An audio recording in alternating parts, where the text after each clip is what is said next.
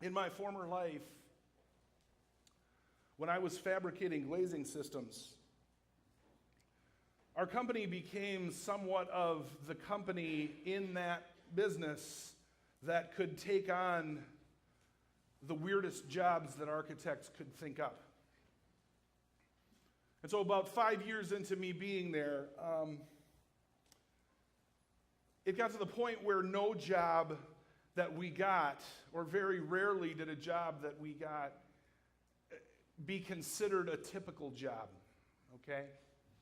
So we were using our glazing systems in ways that they really weren't exactly meant to be used. We had to be very creative in terms of how we worked with this material in order for it to function properly.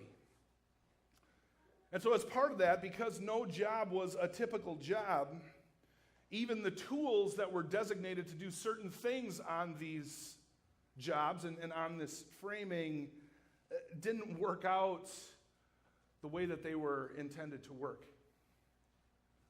And so it got to the point once we got into a job and kind of saw what we were up against that we had to be kind of creative about even the tools that we were using. And I remember one time I even brought a butter knife from home, an old butter knife that we had to grind down to the proper width and the proper length, and then we used a torch and we heated it up and we bent it in a very specific way, and that enabled us to do one task on one of these jobs that was just kind of too strange for any of the other tools to work.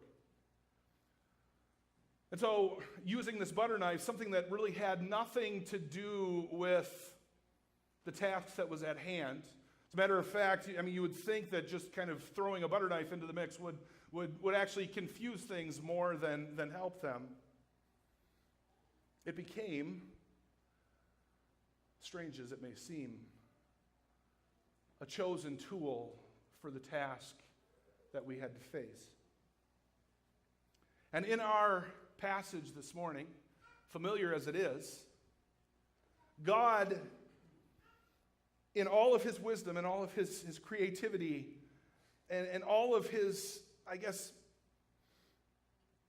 just ability to foresee how things are going to work out, takes this guy, probably the most unlikely guy at that time, to use for the furthering of his gospel from Jerusalem, Judea, and Samaria to the ends of the earth. He finds this guy, the most unlikely guy, and says to him,